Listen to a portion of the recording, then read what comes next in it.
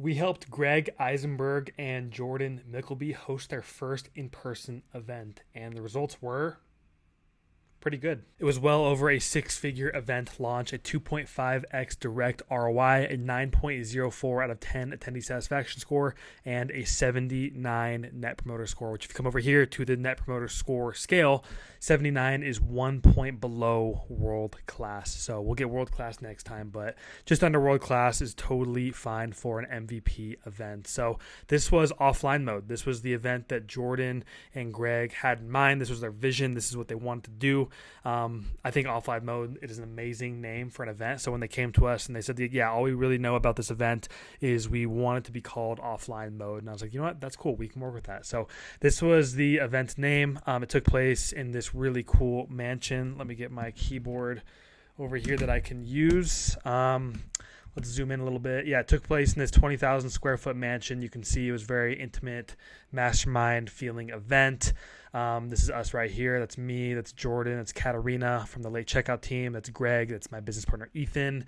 That's the whole squad right there. And these are just some pictures from the event. So this is going to be a case study video where I break down this event. I'm going to break down what we did to promote the event, how we actually structured the event, how the event was monetized, and some other nuggets that hopefully you guys can go and apply to your events as well. Now, before I dive in, my name's Andy Monroe, co-founder of Bullish Events. At Bullish Events, we help high-ticket coaches and community owners grow their communities, authority, revenue, positioning, all through in-person events. Over the last 5 years, we've been able to generate over $10 million in direct revenue from in-person events. We've had over 6,400 attendees come through our experiences at this point, and we are big believers that the demand for in-person events in the coaching and community industry is greater now more than ever. And as AI becomes more integrated into our lives and our businesses and social media and content, people are going to be seeking out amazing premium in-person experiences. That's our whole philosophy, our whole business model, and that's why we get to help creators like Greg host their own in-person events. So let's just jump right into it. Now,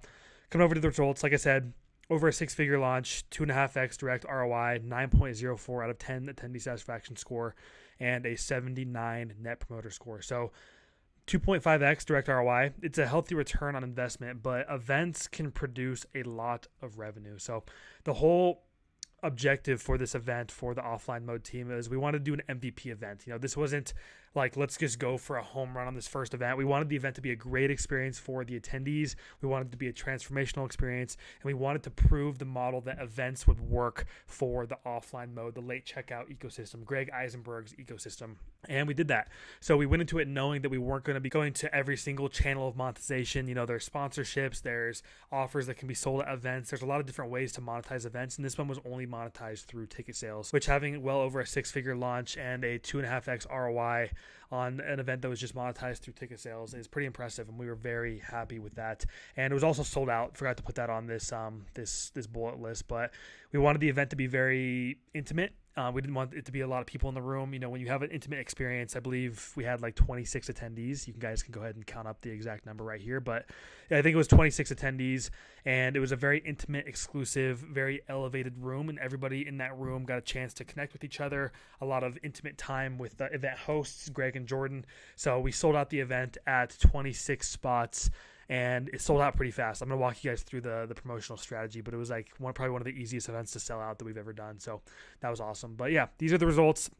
We proved the MVP. It was awesome. It was good to get that first event out of the way. And we have some really cool ideas for how to, yes, increase the way we monetize events for them in the future, but also just having such good results from the first event that we ever done in that ecosystem was just a nice win. Nice to get that MVP out of the way. So moving on to how. So step number one in the how is the objective. So the objectives for this event, the first one was just to get an MVP out there. For those of you that don't know what MVP means, not most valuable player, it's the minimum viable product. And that's more of a tech and SaaS term, maybe a physical product term as well. I'm not too sure. But this applies to events as well. And offline mode was the MVP for Greg and Jordan in their in-person events part of their business. And we wanted the event to be profitable. That was kind of like a big thing that we decided. Like, we wanted this event to make money. We weren't prioritizing maximizing revenue on this first one, but we wanted it to be profitable. But one of the main reasons why we hosted this event was affinity. So Greg and Jordan care a lot about building affinity, building a strong community, building a strong brand, and really just serving the people that are inside of their ecosystem. They have amazing product. If you haven't already, you guys should definitely go check out their stuff. Greg has the Startup Ideas podcast.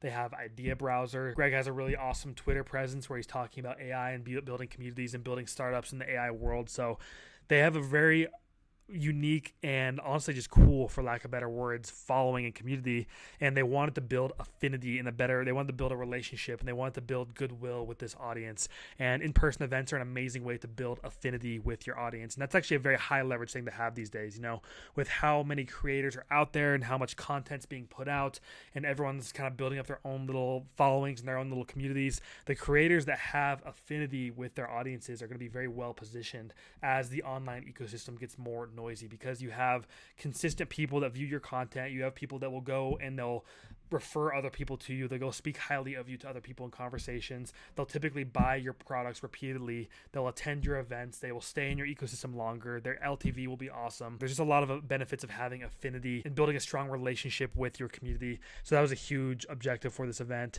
And finally, just an amazing experience. Like, we wanted people to have fun and enjoy the experience at this event where they made progress in their business and they met people and they actually got to build on stuff in real time and get results as the event was unfolding. And that was definitely achieved as well. So those were the objectives. The way we promoted the event, I'll zoom out here a little bit. So, like I said, this event was one of the easiest events to promote that we've ever done. It was nice to have that box checked. So Greg here has he has a pretty sizable following. If you zoom into the YouTube channel, 538,000 on Startup Ideas.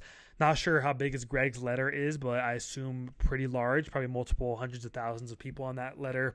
And then he has Twitter, which is 597,000 followers. So pretty sizable following. This definitely isn't, most events aren't sold out as easily as this one was. So it was nice to have that leverage to promote the event. But what we did is we just sent out a few pieces of a few touch points, you could say, to invite people to apply for this event. And we actually didn't promote it on his X account at all. I said Twitter. Sorry if you're an X person. Sorry if I offended you. We didn't post on his X profile.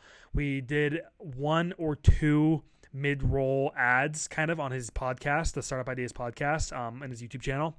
And we sent out, I believe, 2 emails to Greg's letter and got a ton of applications. The reason we did an application is because, one, we wanted the event to be an exclusive experience. We wanted it to be like scarce. We didn't want it to be, as many people as possible can come, just because that doesn't really make for a good experience for anybody involved.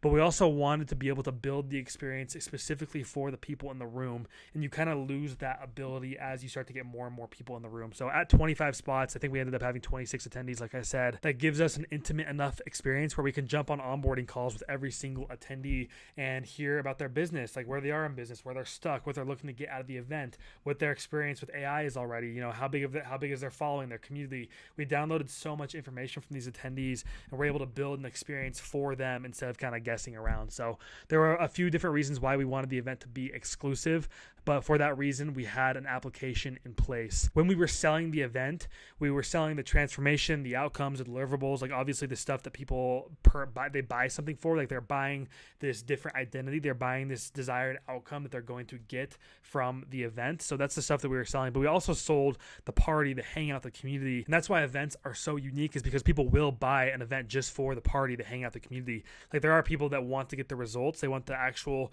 tangible results and the outcomes from an event, but sometimes people just want to get in the room with really cool and interesting people. And that was a large case here as we started to talk to people at this event. A lot of people just bought the ticket to the event and wanted to attend so they could meet Greg, so they could meet Jordan, and so they could meet other people that were building companies and building startups in the AI era. So we really sold the hangout in the community, as well as the transformation, outcomes, deliverables. So if you're hosting your own in-person events, one thing that we do that I would recommend is, yes, it's important to have clear deliverables and outcomes. Like, there's a desired outcome that you want to have at your event.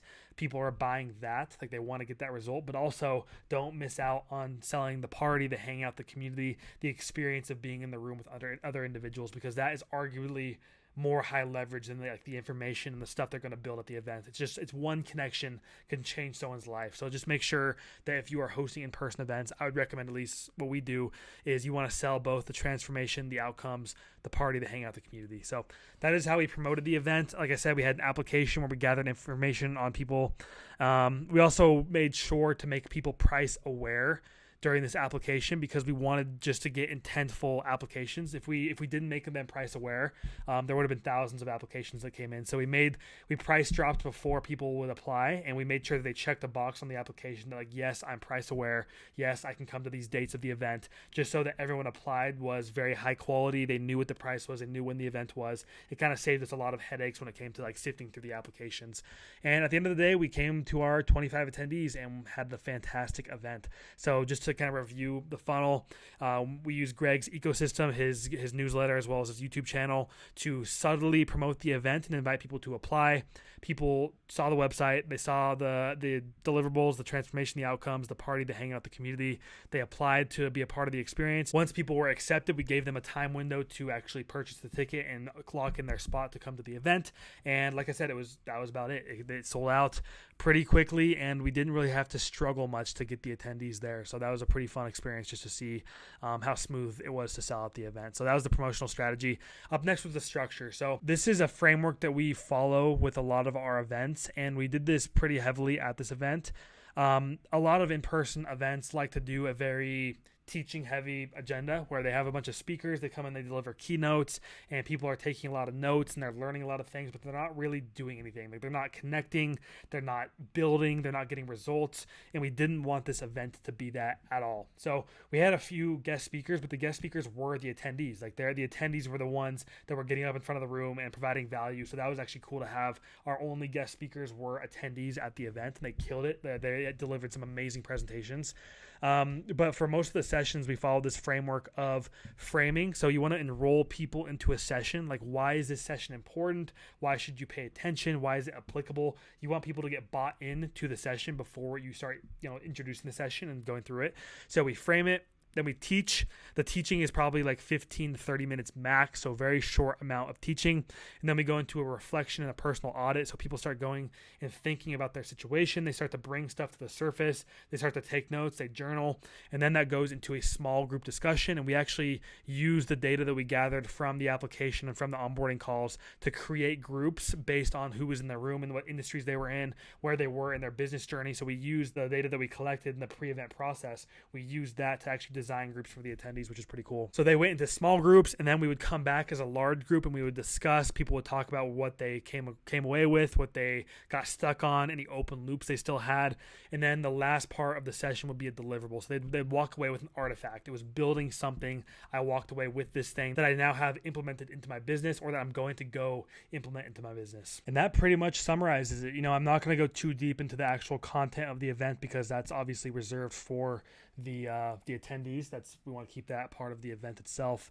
But this is the structure that we followed. Of course, there was a lot of stuff that filled in between this.